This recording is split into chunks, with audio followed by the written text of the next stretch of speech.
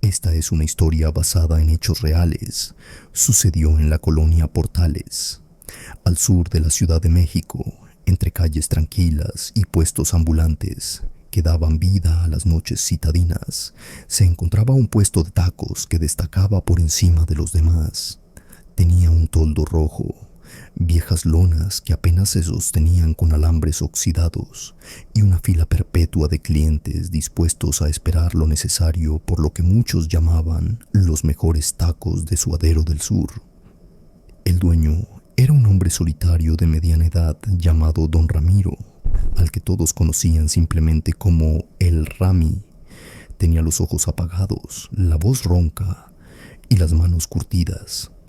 A pesar de su personalidad reservada, los vecinos lo apreciaban. Su comida era barata, abundante y, sobre todo, deliciosa. Durante años, su negocio floreció sin contratiempos. Abría de martes a domingo, desde las 6 de la tarde hasta las 2 de la mañana, y era común ver patrullas, trabajadores nocturnos y estudiantes haciendo fila. El secreto de su sabor era tema de bromas entre los clientes. Ha de cocinar con manteca de oro. Estos tacos tienen droga. No puede ser que sepan tan cabrón.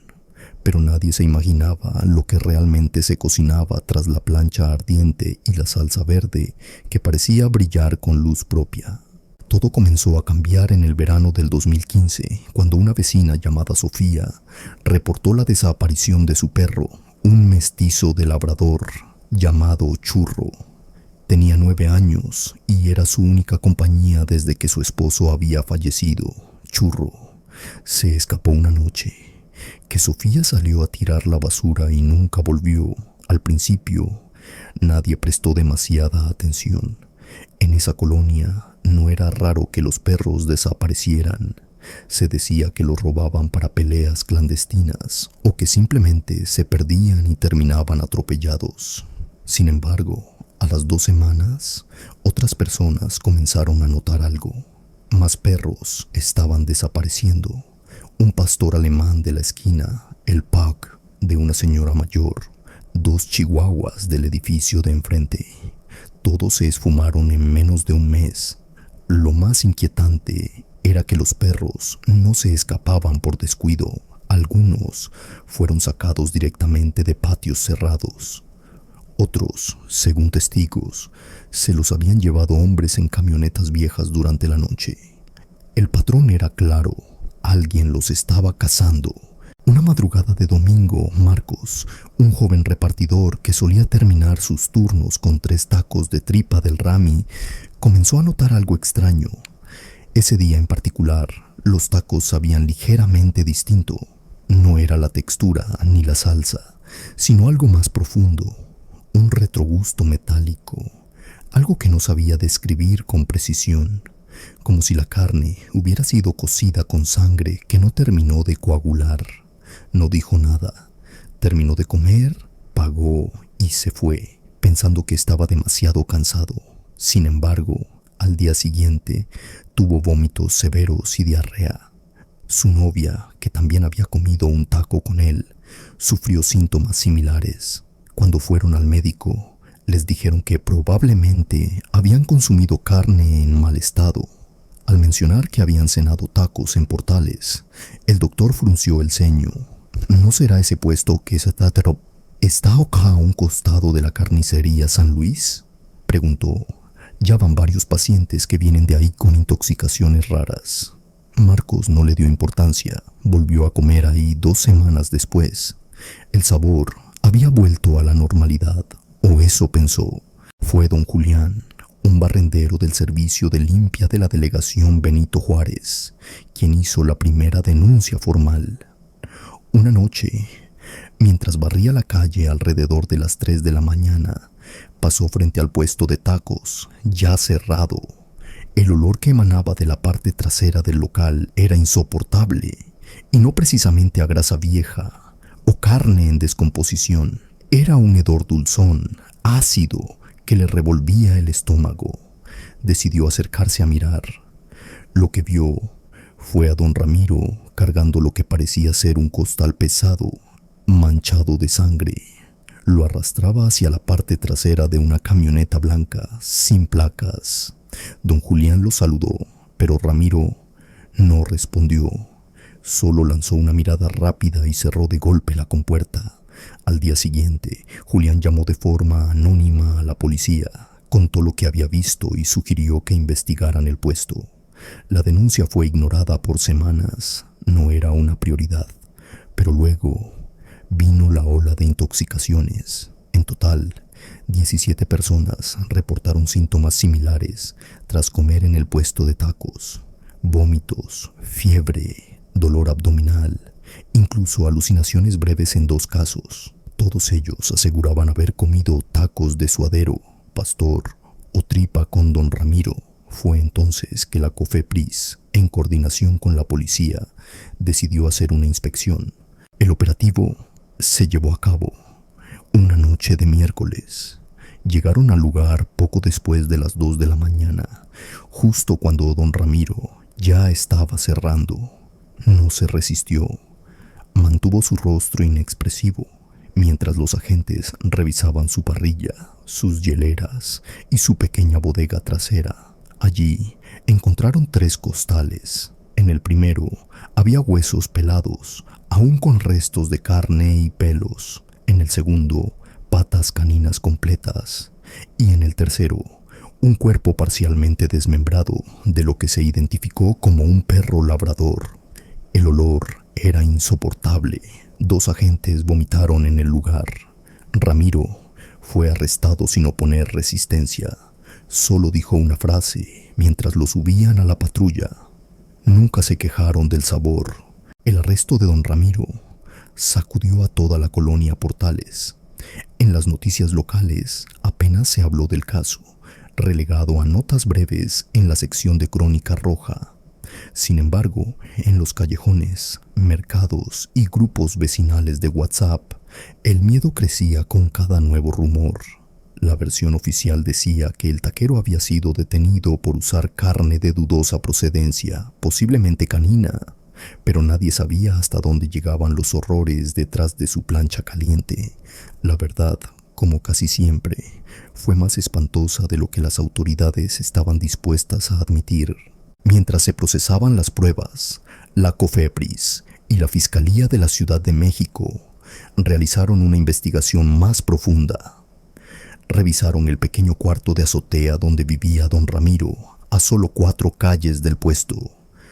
No era más que una pieza sin ventanas, con un catre viejo, una estufa eléctrica, un congelador industrial y una pila de libros religiosos apilados junto a una figura de San Judas Tadeo, completamente cubierta de cera derretida. Pero lo que más llamó la atención fue el congelador. Dentro había bolsas negras etiquetadas con fechas y algunas con nombres escritos con marcador rojo: Toto, Laika, Oso. Los análisis posteriores confirmaron que la carne almacenada era exclusivamente de perros. Había de diferentes razas, tamaños y edades.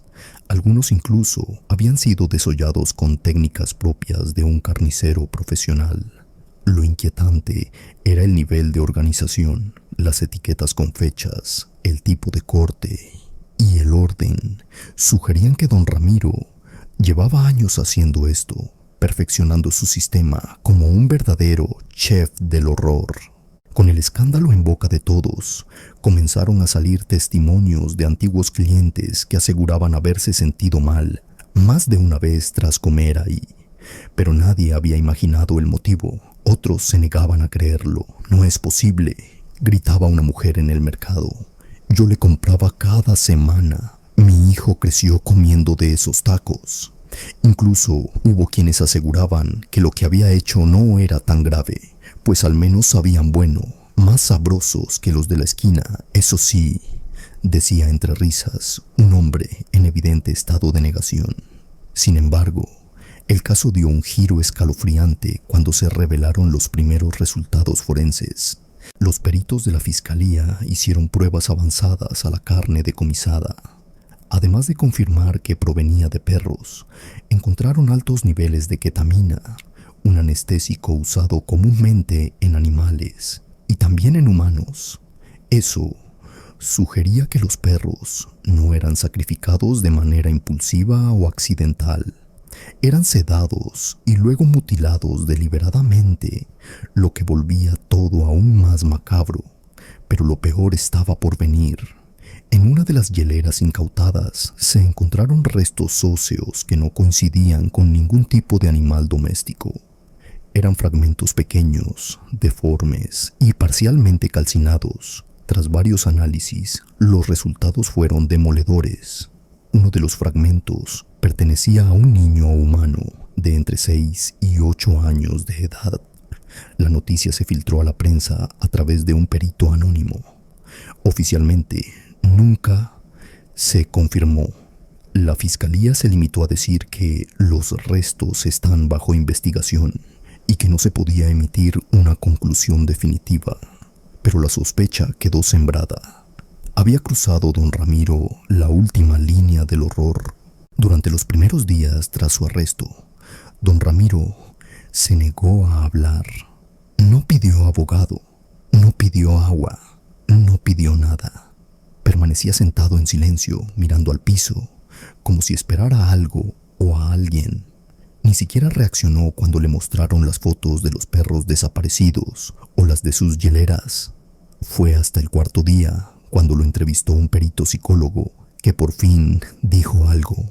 ¿Por qué lo hiciste, Ramiro?, le preguntaron, y él, con una sonrisa vacía, respondió: porque me los regalaban, solitos venían a mí. La frase, ambigua y sin sentido aparente, dejó helados a los investigadores. ¿A qué se refería? ¿Se trataba de una metáfora retorcida o realmente creía que los animales, y tal vez otras víctimas, se ofrecían voluntariamente? El psicólogo que lo evaluó escribió en su informe que Ramiro sufría de posibles episodios psicóticos disociativos, con delirios religiosos y conductas ritualizadas. En una de sus entrevistas le preguntaron si sentía culpa. Él respondió: yo les di propósito, todos buscan propósito. Cuando se entrevistó a algunos vecinos, salieron a la luz hechos inquietantes.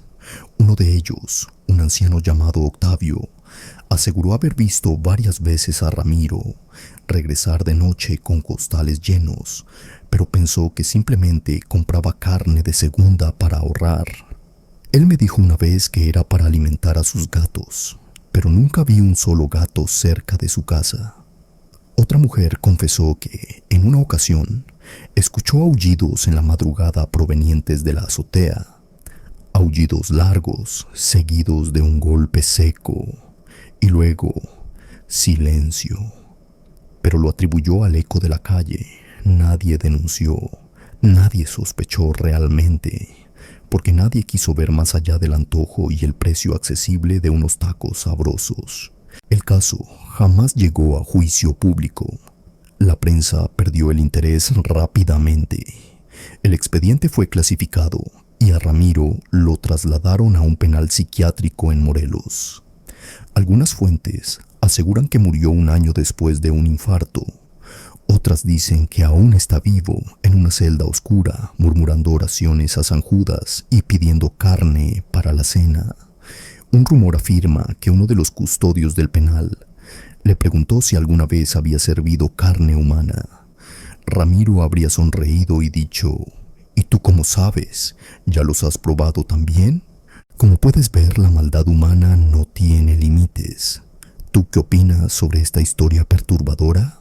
Déjame tu opinión en los comentarios si conoces alguna historia similar. Dulces sueños. Hasta la próxima.